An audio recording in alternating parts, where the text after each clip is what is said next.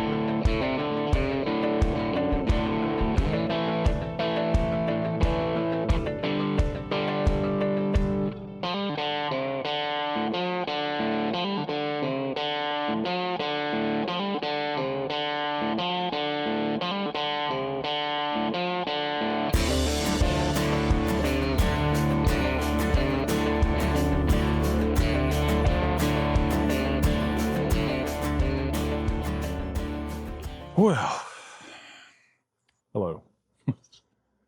I know where Sea to Sky travels, but we didn't have to go to sea, and we didn't have to go through the sky to get here. We went through the Interstate 10 to be exact, into Louisiana, and we are here at the Houmas House. And I've been to several plantations, and I've been to several mansions and these beautiful homes here in Louisiana, but I don't know that I've ever seen anything like this one. This thing is ridiculous. Yeah, this place is gorgeous. Our tour's not till 10 o'clock. We got about 15 minutes, so we're gonna walk around the gardens for a sec. Just left the gift shop, but we're gonna walk around the gardens and get some photos and some small video and maybe some B-roll footage, but whew, holy smokes, this place is beautiful. The gardens are stunning. They got a little pond out here with swans and got some mallard ducks over here. Yeah, it's beautiful. Can't wait to show y'all. Let's take a look.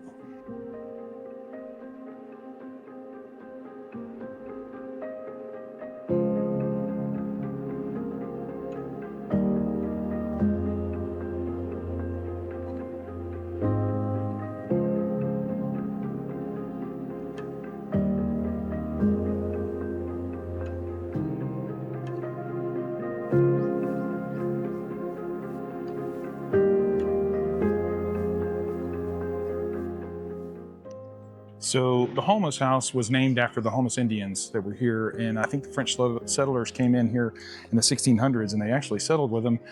Some of them married them. Some of the Indians moved to France with the settlers, and then some of the French people settled here and stayed here. They got along quite well. There was no tension or anything, which was pretty amazing. In 1805, Daniel Clark, he owned this land, and he was the first to plant sugarcane. Pretty impressive. He was a delegate for the territory of the Orleans to the United States House of Representatives. He was born in Sligo in Ireland and educated in Eton College in England. It's pretty impressive. First to plant sugarcane out here, which was a big crop in these areas. So we're fixing to go walk the house. Hopefully they'll let us take some videos inside. This place is gorgeous. Just stunning. This house behind me. Wow. Just beautiful.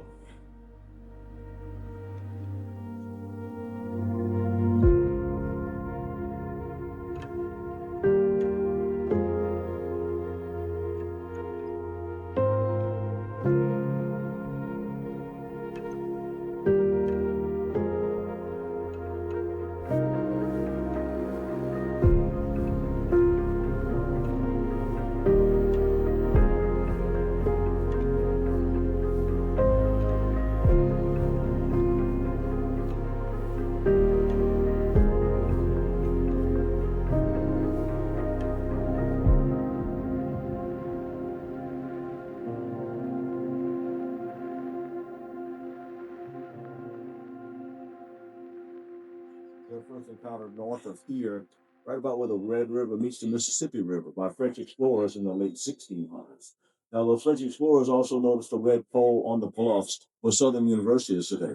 The red pole was a dividing marker between the Houmas hunting grounds towards the north and the Bayou Blue tribes hunting grounds towards the south.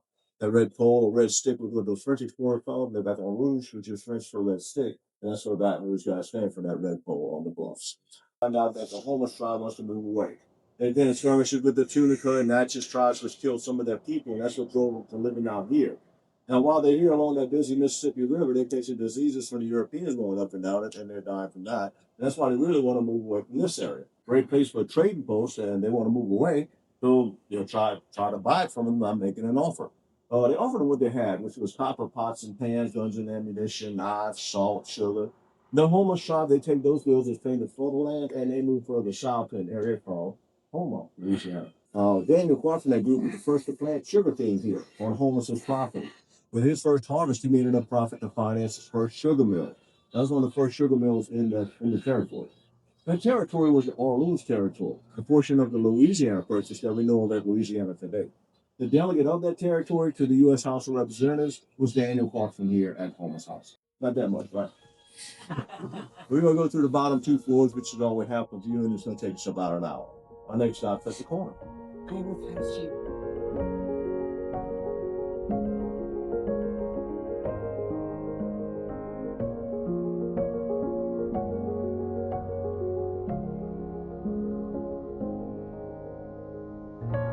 See this little alley of oaks running out towards it.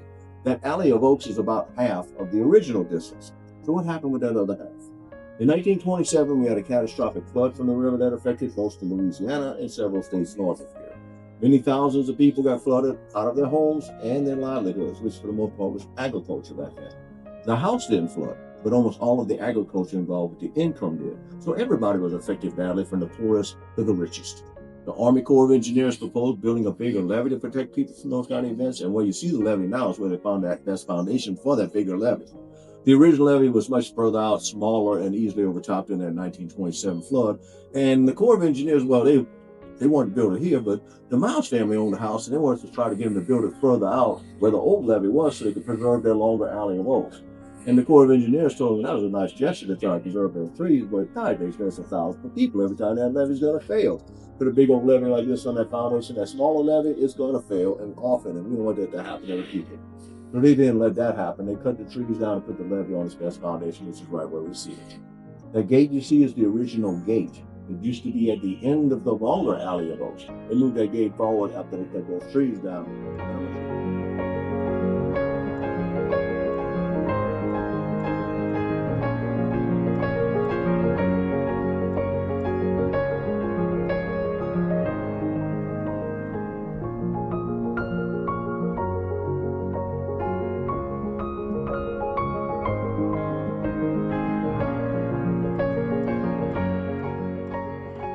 In the center of the room, we see the table and chairs made out of mahogany. The chairs actually belong to President Polk, back in the 1800s. And you can see they're very short. That's because the average height man back then was only about 5'5". Average height woman was about 4 foot or whatever. The 1830s Irish crystal chandelier here has some prisms on the top between the candles. So when you would light the candles, it would reflect the light and give off a little coloration around them, kind of like a prism effect.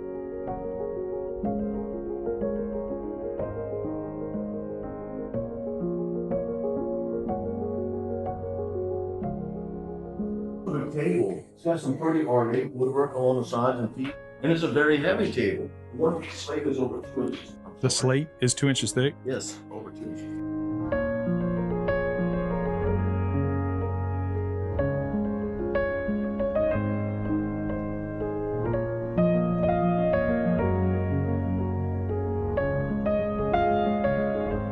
First with mahogany handrails. Those handrails alone took 2 years to make.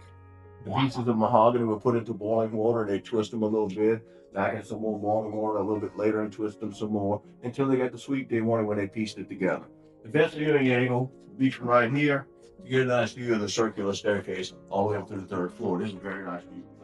So that's the actual bed that Betty Davis slept in when she stayed here. The hat and handbag are actual props she used in the movie.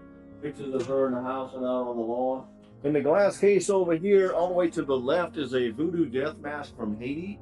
They say if you wear that thing over your head, it'll conjure up evil spirits. That's what they say is an authentic vampire slaying kit. It was made in London in 1867. It's got a lot of those things you always heard were effective at killing a vampire. That thing was actually, it belonged to Anne Rice. It was gifted to her when she was writing Interview with a Vampire. And so from 1861 to 1865, we had our Civil War going on. In 1862, General Butler was leading the Union forces up the Mississippi River, and they quickly overtook New Orleans. Now here at Houmas House, John Burnside, having close ties to New Orleans, found out about that. He went inside, he got his biggest British flag. He came out here, tied it up between these two columns. Now when General Butler got here along the river, John Burnside goes out there to talk with him. He wants to find out General Butler's intentions. And General Butler said, well, I intend on confiscating your house. I'm going to use it as my command post for the rest of the war. And John Burnside tells him, that's all right, General, but are you sure you want to cause an international incident? And General Butler's like, how is that an international incident? And John Burnside tells him, well, I'm Irish. Ireland's ruled by Britain. That makes me a British citizen. You see, I have my British flag displayed on my house. If you confiscate a British citizen's property, the British might join in with the Confederates against you. Now he's thinking about that one because he's catching enough trouble from the Confederates already. He didn't need the most powerful army on the planet against him too. So he thinks about that for about a second and says, well, there's no need in angering all of Britain over one little piece of property. And he kept on going up the river. And that was how John Burnside used his gambling skills to bluff General Butler into believing he was a British citizen, which scared him so much, they never confiscated his house. Yeah. Pretty smart, quick on his feet, loved to gamble, and probably bought a house that's still here today. Certainly chose an interesting way to handle that situation. It seemed to work out real well for him. Apparently had a little luck at the Irish going for him. Watch your head. Every once in a while I gotta tell somebody, watch this. Watch this. This over here is your Starbucks.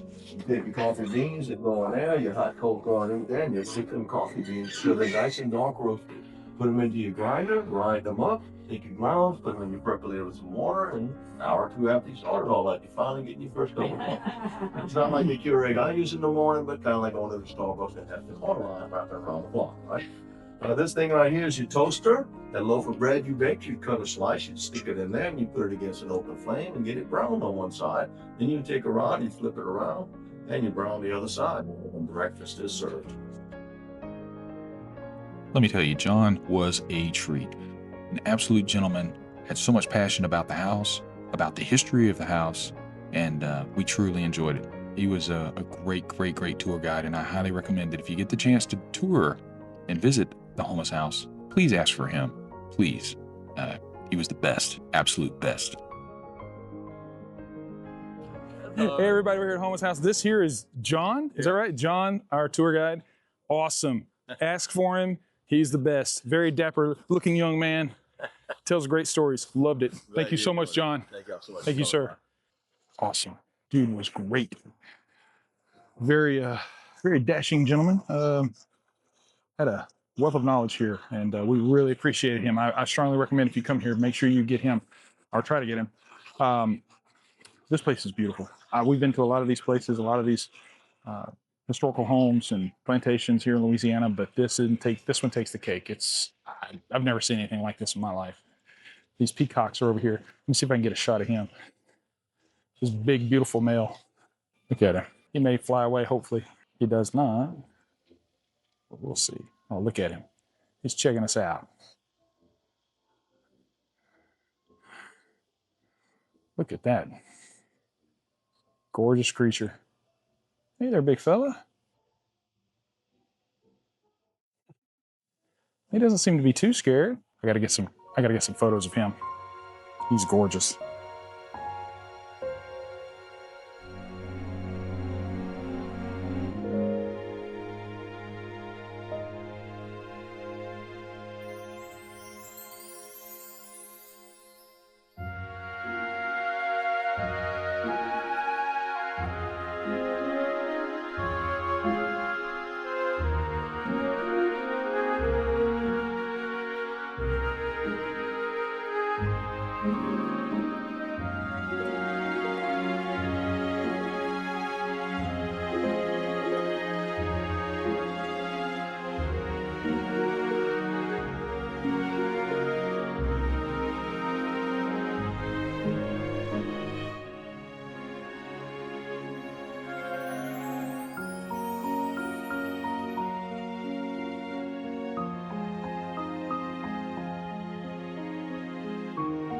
Hey there, folks. I really hope that these images come across as beautiful as they looked in person. I cannot recommend this place more. If you're in the area and you want to visit an incredible, historically beautiful plantation, Houmas House is the place to go. I strongly recommend it.